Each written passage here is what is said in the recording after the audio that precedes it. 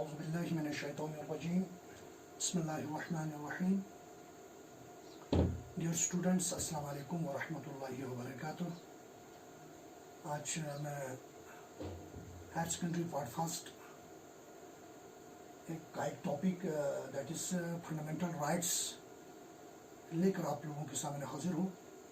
इस fundamental rights के बारे में हमने पहले के लेक्चर में फंडामेंटल राइट्स आपको बता दी थी, इसके नेचर्स के बारे में। Now today we are going to discuss about the fundamental rights which have been contained और you can say corporated in Indian constitution. कि फंडामेंटल राइट्स को इंडियन कॉन्स्टिट्यूशन के अंदर जगह दे रखा है। तो इससे पहले कि ये मैं बता दूं कि फंडामेंटल राइट्स जो है वो इंडियन कॉन्स्टिट्यूशन के पार्ट थर्ड में है, part third of Indian constitution में। तो फंडामेंटल राइट्स ये क्या चीज़ है? फंडामेंटल राइट्स जो है ह्यूमन बींग्स को ऑल राउंड डेवलपमेंट दे देता है। The development of intellectual, moral, mental, ये सारा डेवलपमेंट जो है आपको फंडामेंटल राइट्स से मिलता है। जब किसी ह्यूमन बीइंग को अपने राइट्स से डिप्राइव किया जाता है, अपने राइट्स से महरूम रखा जाता है, तो अपनी डे टू डे लाइफ में अपनी यानी डेवलपमेंट नहीं कर सकता है, अपने मॉरल डेवलपमेंट नहीं कर सकता है, अपने फिजिकल डेवलपमेंट नहीं कर सकता है जब तक न उसको वो राइट्स न मिले। तो इन सारी चीज़ को देखकर कॉन्स्टिट्यूएंट असेंबली ने फंडामेंटल राइट्स को जगह दे रखा है पार्ट थर्ड में। तो फंडामेंटल राइट्स, तो इसके बारे में हमें इन डिटेल में पढ़ना है। तो फंडामेंटल राइट्स जो है वो कितने हैं इंडियन कॉन्स्टिट्यूशन के अंदर? फंडामेंटल राइट्स इंडियन कॉन्स्टिट्यूशन के अंदर in the beginning 7 fundamental rights थे। नाउ 42nd अमेंडमेंट में एक राइट को एबॉलिश किया गया और इसको यानी फंडामेंटल राइट्स नहीं रखा गया बल्कि लीगल राइट रखा गया। That was right to property. Right to property को एबॉलिश करके अब इसको सिर्फ लीगल राइट्स का यानी प्रिविलेज रखा गया। तो बाकी आज के डेट तक जो है 6 फंडामेंटल राइट्स जो है वो इंडियन कॉन्स्टिट्यूशन में है। तो उस 6 फंडामेंटल राइट्स के बारे में हम डिटेल पढ़ने जा रहे हैं। तो इंशाल्लाह क्योंकि अब ये जो 6 फंडामेंटल राइट्स हैं इसके अंदर आर्टिकल्स हैं, अलग अलग आर्टिकल्स, तो इन सारे को एक लेक्चर के अंदर हम कंक्लूड नहीं कर सकते हैं, आई थिंक सो। तो इसको क्या करना पड़ेगा, हमें हाफ करके एक लेक्चर जो है half fundamental rights and remaining fundamental rights हम नेक्स्ट लेक्चर में इसको एलोबरेट करेंगे, क्योंकि इसके अंदर बहुत सारे आर्टिकल्स हैं। So we have to go in detail one by one article, हमें पूरी आर्टिकल्स को एलोबरेट करना है। तो इसके लिए यानी जो फंडामेंटल राइट्स हैं 6 फंडामेंटल राइट्स, उसमें सबसे आपका जो पहला फंडामेंटल राइट है that is right to equality. Right to equality, then after right to freedom, right to liberty भी बोलते हैं, second fundamental right. Third fundamental right right to against exploitation है। फोर्थ फंडामेंटल राइट्स हो गया right to freedom of religion and इसी तरह से right cultural and educational right and right to education constitutional remedies. Those in total fundamental rights 6। Now हम सबसे पहले अपना फर्स्ट फंडामेंटल राइट ले लेंगे that is right to equality.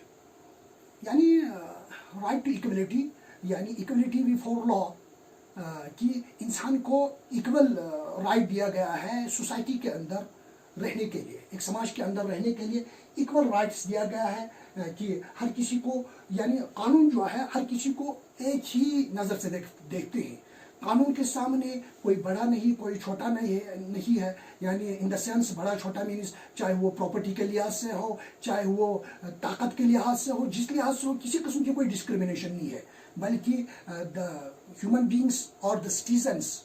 अब यहाँ सिटीजन्स की बात है या यहाँ पे कुछ सिटीजन्स की भी बात होती है, कुछ पर्सन्स की भी बात होता है जो वाकई सिटीजन नहीं है इस नेशन का, लेकिन उनको भी इन कुछ राइट्स यहाँ से उनको भी मिल जाता है। तो इसके लिए क्या है कि यानी कानून के सामने हर कोई बराबर है, इक्वल बिफोर लॉ। हर इंडिविजुअल को कानून जो है वो बराबर नज़र से देखता है आपके यानी राइट टू इक्वलिटी में। और राइट टू इक्वलिटी में जो आपका 14 to 18 आर्टिकल, यानी 4 आर्टिकल्स है राइट टू इक्वलिटी के अंदर, article 14, article 15, article 16 and article 17, article 18। Article 14 हमें राइट दे देता है, गारंटी दे देता है कि यानी equal before law and equal protection to law, यानी लॉ के सामने, कानून के सामने हर कोई बराबर है और कानून जो हर किसी को एक ही नज़र से देखेगा। जब कहीं आपके राइट्स, आपके फंडामेंटल राइट्स कहीं वायलेट हो रहा हो, कहीं आपके फंडामेंटल राइट्स जो है वो स्नेच हो रहा हो, at that time you can knock the door of the court, यानी अदालत का दरवाज़ा अब खटखटाएंगे, वहाँ से कानून जो है हर किसी के लिए बराबर होगा, एक ही नज़र से देखेंगे। दैट इज यहाँ पे कहा गया है कि equal before law, and it means that everyone will equally protected by the law. हर यानी किसी को कानून जो है एक ही नज़र से प्रोटेक्ट करेगा, एक ही नज़र से देखेगा, हर किसी को एक ही यानी वहाँ से फैसला होगा, जैसा फैसला हो अदालत की तरफ से, अगर वो किसी राइट को लेकर हक की तलाश में अगर अदालत के सामने जाए तो जैसा कानून हो, कानून हर किसी के लिए बराबर है। नेक्स्ट है आर्टिकल 15 राइट टू इक्वलिटी के अंदर कि कानून के सामने हर कोई बराबर है। एक तो यहाँ पे आपको ये पता चला कि कानून के सामने हर कोई बराबर है कि आप अपने हक मांगने कानून के पास जाओगे तो आपको वही हक मिलेगा जो कानून बता देता है।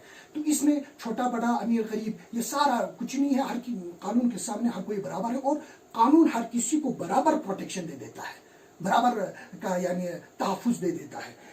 ये आपको आर्टिकल 14 के अंदर है ना। आर्टिकल 15 जो है वो आपको डिस्क्रिमिनेशन से बचा देता है, कहीं किसी किस्म का कोई इम्तियाज, कोई फर्क, हाँ, किसके लिहाज से, रेस के लिहाज से, जात पात, रंग, नस्ल, मजहब और प्लेस ऑफ बर्थ, यानी जिस जगह आप पैदा हुए हैं, यानी इसका कोई मतलब नहीं है कि हिंदुस्तान की एक सिटी में पैदा हो, कोई रूरल एरियाज में हो, कोई अर्बन एरियाज में हो, ऐसा कुछ नहीं है। जहाँ पे भी पैदा हो, या जिस रंग से ताल्लुक रखता हो, चाहे काला हो, गोरा हो, जिस नस्ल से रेस हो, यानी जिस नस्ल से ताल्लुक रखता हो, जिस मजहब से ताल्लुक रखता हो, आपको आर्टिकल 14 यहाँ पे बराबर प्रोटेक्शन दे देता है कि किसी किस्म का कोई डिस्क्रिमिनेशन नहीं होता है। अगर कहीं डिस्क्रिमिनेशन हो जाता है, आपके फंडामेंटल राइट्स को लेकर वायलेट होता है, आपको यही रंग के बिना पे, जात पात के बिना पे, या आपको मजहब के बिना पे, या आप जहाँ पैदा होगे उस बिना पे अगर कहीं आपको यानी हुकूमत आपको यानी राइट्स न देता हो, राइट, या कोई आपको आर्बिट्रेरीली आपको यानी एक्सप्लॉइट करता हो, तो उस वक़्त आपको आर्टिकल 15 ये प्रोटेक्ट कर लेता है कि आर्टिकल 15 के अंदर ये आपको प्रोविजन है कि आपको किसी किस्म की कोई डिस्क्रिमिनेशन नहीं होगा।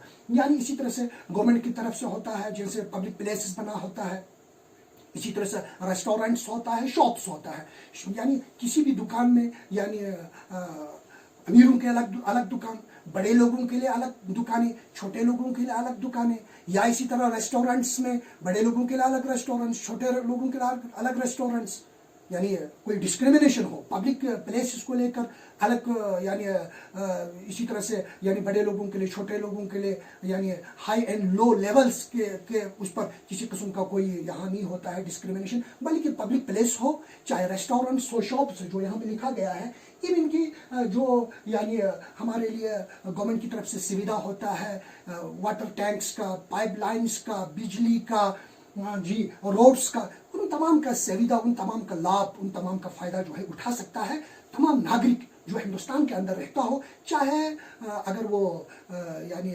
सिटीजन्स हो या सिटीजन ना भी हो, कोई फॉरेनर हो, तब भी वो बहुत सारी चीज़ों का वो फ़ायदा उठा सकता है। ये इंडियन कॉन्स्टिट्यूशन के अंदर ये प्रोविजन है कि आर्टिकल 15 इसको प्रोटेक्ट करता है कि किसी को पानी न दे दे, पानी से महरूम रखे, किसी को बिजली से महरूम रखे, कोई सड़क से चलने से महरूम रखे, यानी इसी रंग व नस्ल के बिना पर या किसी भी बेसिस पे। तो इस तरह से नहीं होगा, बल्कि हर किसी को यहाँ इक्वलिटी है। हम फर्स्ट यही पॉइंट पढ़ रहे हैं, right to equality. Right to equality के अंदर ये आर्टिकल 15 आपको प्रोटेक्शन दे देता है कि आपको रोड से चलने का इजाज़त है, आपको यानी पाइपलाइन यूज़ करने का, पानी यूज़ करने का आपको हक रखा गया है, बिजली यूज़ करने का आपको हक रखा गया है, पब्लिक प्लेसेस हो या इसी तरह से शॉप्स वगैरह, उन तमाम किसी किस्म की कोई डिस्क्रिमिनेशन नहीं है। ये आपको आर्टिकल 15 प्रोविजन दे देता है। नाउ आर्टिकल 16 के अंदर क्या है, आर्टिकल 16 के अंदर कि पब्लिक एम्प्लॉयमेंट को लेकर गवर्नमेंट की तरफ से एडवर्टाइजमेंट होता है नौकरी को लेकर, जिसको हम नौकरी बोलते हैं, सरकारी नौकरी को लेकर हर किसी को ये हक बनता है कि वो इस नौकरी का अगर अहल हो, अगर उसके पास ये डिग्रीज है, ये जो टारगेट्स रखा गया है गवर्नमेंट की तरफ से डिग्रीज का या एज भी होता है, डिग्रीज भी होता है, तो उसके अंदर अगर फॉल होता हो, चाहे वो जिस जात पात रंग नस्ल से ताल्लुक रखता है, हर किसी को ये राइट है। राइट टू इक्वलिटी इसके अंदर भी है कि यानी पब्लिक एम्प्लॉयमेंट में किसी किस्म की कोई डिस्क्रिमिनेशन नहीं होगी, बल्कि एक चीज जरूर है यहाँ पे कि हाँ, अगर गरीब हो या डाउन ट्रॉडन एरिया से वो ताल्लुक रखता हो, बट उसके पास वो उस यानी नौकरी के लिए, उस पोस्ट के लिए उसके पास वो डिग्रीज ना हो, तो फिर वो अहल नहीं है। तो अगर हाँ वो डिग्री हो, चाहे फिर वो जिस रंग व नस्ल से ताल्लुक रखता हो, यानी जिस कास्ट कलर से ताल्लुक रखता है, तो हर किसी के लिए प्रोविजन है। अगर उसके पास वो डिग्रीज हो, उसके पास वो उम्र हो, उम्र का भी क़ैद होता है, तो उसके लिए फिर प्रोविजन है कि वो उस नौकरी को हासिल कर सकता है, उस एग्ज़ाम के अंदर वो बैठ सकता है, जिस जॉब के लिए एग्ज़ाम बेस्ड हो, तो वहाँ पे फॉर्म जो है वो इंटरटेन होता है उसका फॉर्म, और वो वहाँ उस एग्ज़ाम में बैठ सकता है। बल्कि अगर उसके पास वो एबिलिटी हो, सलाहियत हो, काबिलियत हो, तो वो उस में क्वालिफाई करके वो जॉब कर सकता है। तो यहाँ पे आपको पब्लिक एम्प्लॉयमेंट की सिक्योरिटी मिलता है कि आप नौकरी के लिए, रोजगार के लिए, जॉब के लिए आप आगे जा सकता है, अगर आपके पास ये यानी जो कंडीशंस रखा गया है डिग्रीज को लेकर या आपके लाइफ को लेकर, हाँ क्वालिफिकेशंस को लेकर या मेरिट्स को लेकर, अगर ये उसके अंदर फॉल होता है, तो फिर यहाँ राइट टू इक्वलिटी है, तो किसी किस्म की कोई डिस्क्रिमिनेशन नहीं होता है।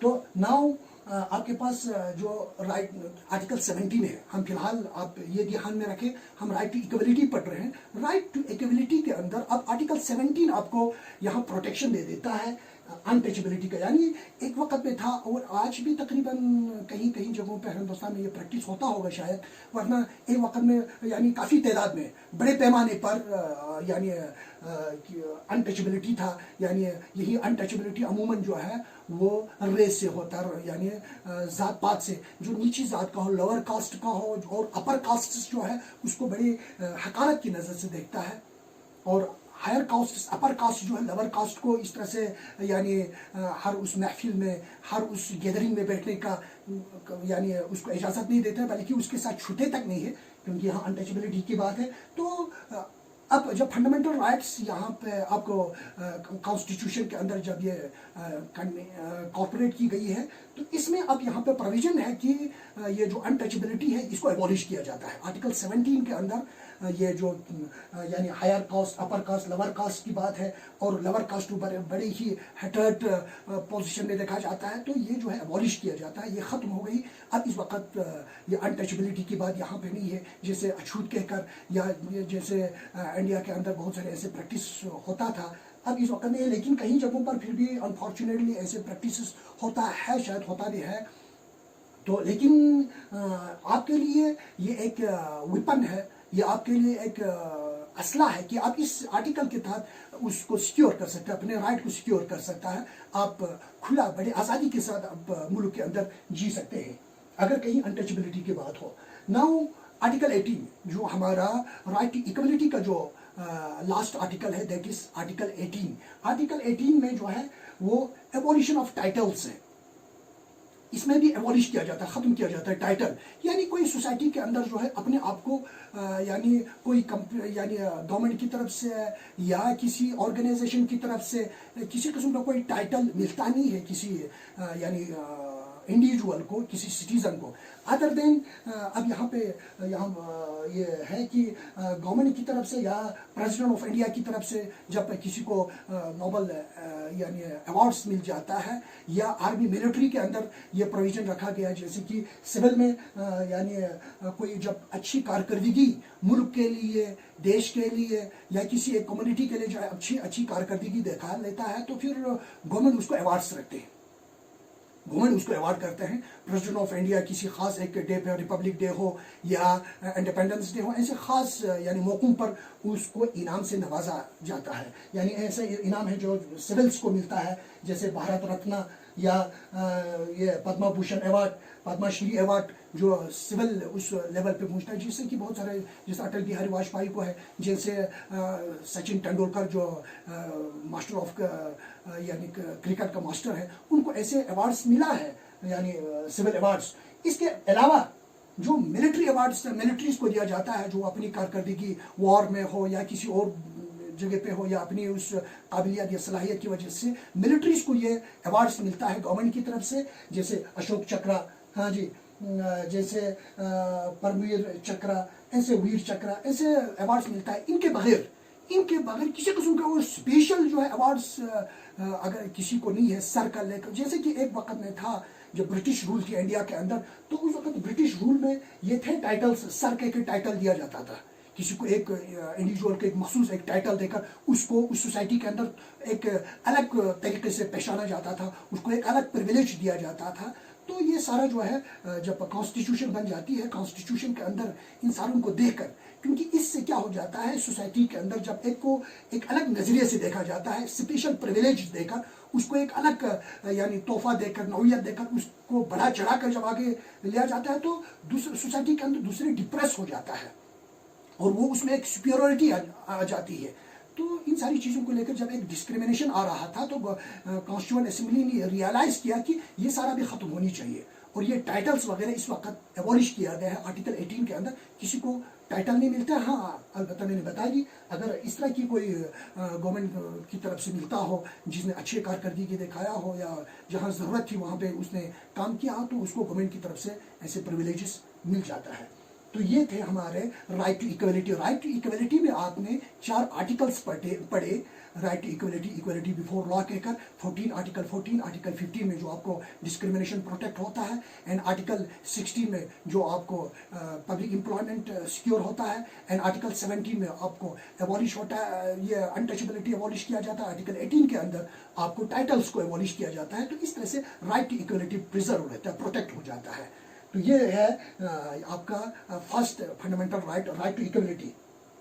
Now second is that is right to freedom, जिसको हम दूसरे नाम से भी अमूमन यूज करते हैं, हम दूसरे लैंग्वेज भी राइट टू लाइबिलिटी भी कहा जाता है और राइट टू इक्वलिटी भी बोलते हैं। तो इसमें 2 आर्टिकल्स हैं। 2 आर्टिकल्स के जरिए जो है ये आपको फ्रीडम आपकी प्रोटेक्ट हो जाती है, आपकी लाइबिलिटी आपकी प्रोटेक्ट हो जाती है। तो ये कॉन्स्टिट्यूशन के अंदर इसको जगह दे रखा है अंडर आर्टिकल यानी 19 एंड आर्टिकल 20, 19, 20, 20 एंड 22, 21 एंड 22। तो इसके जरिए आपकी फ्रीडम जो है प्रोटेक्ट हो जाता है, आपकी लाइबिलिटी प्रोटेक्ट हो जाता है। तो सबसे पहले हम देखेंगे कि आर्टिकल 19 के अंदर 6 फ्रीडम्स आपको मिलता है। 6 तरह के आज़ादियाँ आपको दिया जाता है इंडिविजुअल को, सिटीजन को इस नेशन के अंदर। सबसे पहले क्या है, आप अपनी यानी ख्याल एक्सप्रेस कर सकते हैं, अपनी व्यूज को एक्सप्रेस कर सकते हैं। You can deliver speech in the public gathering in anywhere, हर जगह, यानी आप अपनी ख्याल को एक्सप्रेस कर सकते हैं। आपको अपने ख्याल बोलने में, एक्सप्रेस करने में किसी किस्म की कोई रोक ठोक नहीं है। और सेकंड जो है, आप असेंबल कर सकते हैं, आप जमा हो सकता है किसी इशू को लेकर, किसी मसले को लेकर आप वहाँ गैदरिंग बना सकता है, पब्लिक प्लेस पे हो या जहाँ हो, आप वहाँ जमा होकर उस इशू की सॉल्यूशंस निकाल सकता है। असेंबल करने का आपको हक है, जमा होने का आपको हक है, राइट दिया जाता है। और थर्ड है आपको, यानी आप एसोसिएशंस, ऑर्गेनाइजेशंस बना सकता है। जैसे आज हमारी सोसाइटी के अंदर बहुत सारे ऑर्गेनाइजेशंस है, एसोसिएशंस है for the welfare of the people, common masses, for the sake of the common masses, आम लोगों की भला के लिए, यानी हम एसोसिएशंस बनाते हैं, ऑर्गेनाइजेशंस बनाते हैं। ऑर्गेनाइजेशंस, एसोसिएशंस बनाने का आपको राइट है, लेकिन एक चीज कंडीशन यहाँ पे जरूर रखा गया है कि वो ऑर्गेनाइजेशन, वो association for the welfare of the society हो, समाज की भलाई के लिए बनाए। ये नहीं कि कोई ऑर्गेनाइजेशन बनाए और कहीं पे कोई गलत हरकत करे, इसके लिए आपको इजाजत नहीं देता है। आइन आपको इजाजत दे देता है ऑर्गेनाइजेशन, यूनियंस बनाने का for the welfare of the society, समाज की फलाह के लिए, समाज की अच्छाई के लिए काम हो। नाउ यहाँ पे जो आपका फोर्थ में आपको फ्रीडम दिया जाता है। You can move through out the country, आप पूरी मुल्क में आप घूम सकते हैं, आपको घूमने की आज़ादी है, कहीं आपको रोक टोक नहीं है। पूरी नेशन के अंदर, पूरी हिंदुस्तान के अंदर आप पूरी तरह से घूम सकते हैं बिना किसी झिझक के, बिना किसी रोक के, आपको आज़ादी है। क्योंकि हम आज़ादी को पढ़ रहे हैं, लिबर्टी को पढ़ रहे हैं, तो आपको आज़ादी है पूरी मुल्क घूमने का। एंड और एक आपको फिफ्थ आर्टिकल, ये फिफ्थ में, इस फ्रीडम में आपको फिफ्थ में आर्टिकल 19 के फिफ्थ पॉइंट है कि आप मुल्क की किसी भी जगह रिसाइड हो सकते हैं, आप वहाँ पे घर बना के बसाकर बैठने का आपको हक है। आप चाहे तो आप मुल्क की किसी भी कोने में जाकर आप वहाँ पे अपना घर बसा के आप बैठ सकते हैं, आपको बैठने की आज़ादी है। घूमने की आज़ादी और रिसाइड होने की आज़ादी, घूमना और बैठने में तो काफ़ी फ़र्क है। घूमकर आप अपने घर वापस आ जाते हैं, लेकिन वहाँ बैठना नहीं, वहाँ सेटल हो जाना, आप टोटली वहाँ सेटल हो सकते हैं, ये आपको सेटल होने की आज़ादी है। एंड आपको जो यहाँ पे मैंने पहले बता दी जो 6 फ्रीडम्स है, उसमें लास्ट है कि आप मुल्क के अंदर कोई भी काम कर सकते हैं, किसी भी काम, कोई भी काम करने का आपको हक है, लेकिन फिर वहीं की जो अपने लिए, अपने अच्छाई के लिए हो, अपने यानी फैमिली मेम्बर्स के लिए अच्छाई के लिए हो, यानी ऐसा आप प्रोफेशन, ऐसा जॉब आप कर सकते हैं। आपको जॉब में किसी किस्म की कोई पाबंदी नहीं है। जैसा आपके अंदर टैलेंट हो, जैसे आपके अंदर आर्ट हो, हुनर हो, वो आप उसके ज़रिए आप काम कर सकते हैं। आपको काम करने का, कोई भी काम करने का, कोई भी प्रोफेशन का, हाँ, कोई भी तिजारत का, ट्रेड करना हो, हाँ, कोई भी बिजनेस करना हो, आपके लिए ये आज़ादी है, आप पूरी तरह से कर सकते हैं। तो ये हमें आर्टिकल 19 ये 6 फ्रीडम्स हमें दे देता है आर्टिकल 19 के अंदर, राइट टू लिबर्टी में, राइट टू फ्रीडम में। और एक है आपको राइट टू, ये दिस आर्टिकल 20 फ्रीडम के अंदर, लिबर्टी के अंदर आर्टिकल 20 आपको प्रोविजन दे देता है कि यानी the constitution provides protection respect of conviction of offence. लेकिन जब यानी आपको सजा नहीं लगती है जब तक ना आपकी कसूर सामने ना जाए, तब तक कोई सजा नहीं होगा आपको। कहीं कोई अगर जुर्म करता हो, कोई किसी को सजा लगता हो, जब तक ना उसकी सजा की तशखीश ना हो, जब तक तो उसकी ऑफेंस जो है वो पूरी तरह से पता ना हो, तब तक आपको यानी उस पर किसी किस्म की कोई कन्विक्ट आपको नहीं किया जाता है, उस पर सजा नहीं लगती है। बल्कि जिस टाइम आपने जुर्म किया हो, उस जुर्म के टाइम से आपको देख लेते हैं कि उस जुर्म के टाइम पे इसने कोई ऑफेंस किया है कि नहीं, वो कन्विक्ट कर लेते हैं। फिर जाकर आपको यानी सज़ा लग जाता है। लेकिन सज़ा भी वैसा हो जैसा अलग अलग सज़ा के लिए अलग अलग कानून है। तो एक सज़ा जो है उस कानून के अंदर होता होगा, वो उस यानी सज़ा जो है वो अलग कानून से हाँका नहीं जाता है, बल्कि वो आगे नहीं जाता है। जितना उसका सज़ा है उतना उसको कानून सज़ा दे देता है। जिस तरह की यानी उसने क्या कहते हैं कमिट किया हो, जैसा कमिट हो, जैसी कन्विक्ट हो, तो उसी हिसाब से आपको पनिशमेंट मिलता है। उससे आगे नहीं, उससे बल्कि कम भी नहीं, उससे ज़्यादा भी नहीं। जितना जुर्म हो उतना सज़ा मिल जाता है। ये आर्टिकल 20 के अंदर है। और एक चीज़, ये आर्टिकल 20 एंड 21 मैंने उस वक्त नेचर ऑफ फंडामेंटल राइट्स में भी कहा कि कभी कभार फंडामेंटल राइट्स सस्पेंड हो जाता है। ये सस्पेंड हो जाता है फंडामेंटल राइट्स, क्योंकि ये ड्यूरिंग वॉर्स और ड्यूरिंग इमरजेंसीज, जैसे इमरजेंसी आजकल है एक पेंडेमिक डिजीज़ की वजह से, जो एक इमरजेंसी पूरी यानी ग्लोबल लेवल पे है, बल्कि नेशन के अंदर, इंडिया के अंदर तो है ही है। तो इस टाइम ऐसे यानी इमरजेंसीज में, वॉर्स में, यानी बहुत सारे फंडामेंटल राइट्स जो है वो सस्पेंड हो जाता है। लेकिन यहाँ पे राइट टू फ्रीडम जो हम पढ़ रहे हैं, राइट टू फ्रीडम में जो आर्टिकल 20 और 21 है, ये सस्पेंड नहीं होता है। ये यानी आगे चल जाता है। इसके लिए आप कानून से मदद हासिल कर सकते हैं। एंड आर्टिकल 21 जो है वो आपको यानी किसी को भी अपनी आज़ादी से, अपनी पर्सनल आज़ादी, ज़ाती आज़ादी से किसी को डिप्राइव नहीं कर सकता है। जो आपको पर्सनल लाइबर्टी दिया गया है, जो आपको ज़ाती आज़ादी दी गई है, उसको डिप्राइव नहीं किया जा सकता है, उसको महरूम नहीं किया जा सकता है। यानी जैसा कानून है, कानून के मुताबिक उसको आज़ादी मिल जाता है। Right to liberty, personal liberty, तो उसका कोई आज़ादी छीन नहीं सकता है। कानून के अंदर उसको प्रोटेक्शन दिया जाता है। ये आर्टिकल 21 के अंदर है, राइट टू लाइबर्टी में। एंड 22 राइट टू आर्टिकल 22 में जो है वो प्रोटेक्शन दिया जाता है। जो कोई अरेस्ट होता है, डिटेन किया जाता है, पकड़ा जाता है, अरेस्ट किया जाता है किसी जुर्म के बिना पर, तो उसको प्रोटेक्शन दिया जाता है आर्टिकल 22 के अंदर। अब इसमें डिटेंशन दो किस्म का है, punitive detention and preventive detention. Detention दो किस्म का है। पिनेटिव डिटेंशन जो है वो उसी वक्त, अगर किसी उसने एकदम से उसी टाइम उसने कमिट किया हो, एक ऐसा जुर्म उसने किया हो, तो उसको फिर उसी वक्त उसको डिटेन किया जाता है। किस बेसिस पे? इस बेसिस पे कि इसने फलाना ये जुर्म किया है, इस जुर्म की बिना पे उसको डिटेन किया जाता है, उसको अरेस्ट करके उसको यानी गवर्नमेंट कस्टडी में रखा जाता है। और प्रिवेंटिव डिटेंशन जो है, ऐसे डिटेंशंस हैं यानी उसने जुर्म नहीं किया, ऑन सपोर्ट कोई जुर्म नहीं है, लेकिन उसकी वजह से अगर कहीं लॉ एंड ऑर्डर में कहीं खलल आ रहा हो, उसकी वजह से कहीं सिक्योरिटी में प्रॉब्लम्स आ रहा हो, लॉ एंड ऑर्डर में प्रॉब्लम आ रहा हो, तो उस वक्त फिर उसको डिटेन किया जाता है। उसका कोई पीरियड नहीं होता है, बल्कि उसको 3-4 महीने के लिए उसको डिटेन किया जाता है। जैसे हमारे लीडर्स को डिटेन करते हैं, अगर उसको हम आज़ाद छोड़े तो किसी हालात में यानी किसी को अगर आज़ाद सोसाइटी के अंदर छोड़ जाता है तो फिर वहाँ पे प्रोटेस्ट हो जाता है, तो अगेंस्ट यानी peace and security, law and order का मसला होता है, तो गवर्नमेंट इन एडवांस में उसको डिटेन करते हैं। That is called preventive detention. लेकिन जो प्यूनिटिव डिटेंशन है वो हो कि कोई खास एक एक्ट कर लेता है, कोई काम कर लेता है जिसकी वजह से वहाँ जुर्म साबित होता है, एक जुर्म कर लेता है, तो वो उसी वक्त उसको अरेस्ट किया जाता है। लेकिन यहाँ पे एक इसको प्रोटेक्शन मिलता है कि वो 24 आवर्स जो है वो लॉक्ड रहता है, गवर्नमेंट के उस तहवील में रहता है, पुलिस कस्टडी में रहता है 24 घंटा। तो उसके अंदर वो अपनी यानी सिक्योरिटी के लिए आगे यानी लॉयर्स के पास जाकर, कोर्ट के अंदर जाकर वो अपने लिए बेल ला सकता है। वो अपने लिए यानी बेल लाकर वो छूट जाता है, फिर जाकर फिर उसके खिलाफ जो है वो वकील जो है उसके फेवर में वकील खड़ा कर लेता है और गवर्नमेंट की तरफ से वकील होता है, फिर जाके उसकी केस जो है आगे अदालत में चलता है कि क्या उसने जो जुर्म किया है क्या वो कानून के एतबार से जुर्म है या कानून के एतबार से जुर्म नहीं। वो बाद में यानी ट्रायल बेसिस वो आगे अदालत के अंदर चलती है।